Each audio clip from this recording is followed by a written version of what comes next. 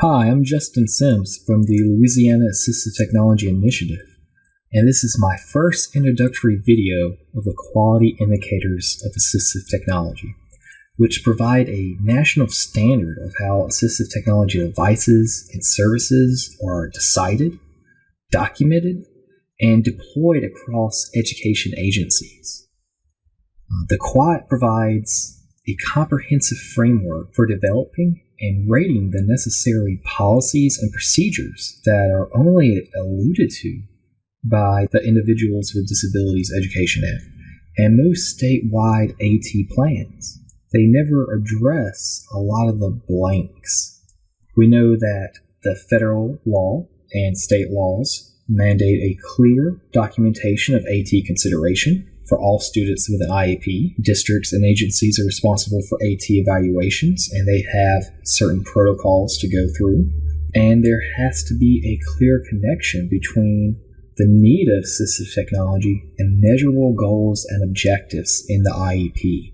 However, it's left up to education agencies, to schools, districts, and sometimes IEP teams to what the policies and procedures are going to have to be to systematically consider, evaluate, implement, and measure the effectiveness of assistive technology over time.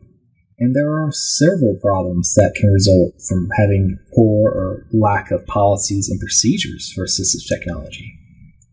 For example, sometimes AT is not properly considered because there's not a good understanding of what assistive technology is.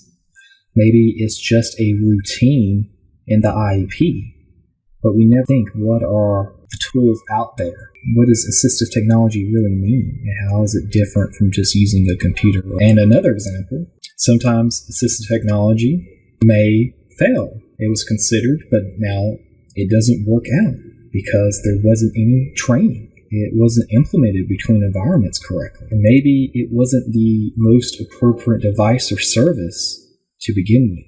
Well, several assistive technology professionals across the nation as far back as 1998 realized there were not any consistent, clearly defined descriptors of the quality of AT services and policies and procedures to guide IEP teams and professionals to make the best decisions they can make. Over the course of the last several years, through a lot of extensive research and collaborations, the QIAT leadership team have developed these quality indicators of assistive technology to provide clear procedural approaches and methods to quantify the effectiveness of AT decisions and services.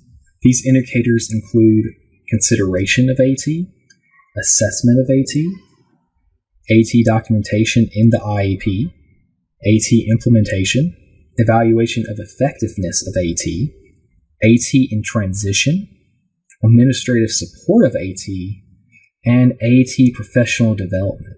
And the next video in this series is going to explore our first indicator on the list, and we'll definitely talk about how the IEP should reflect the process. How are you demonstrating consideration was met for that student?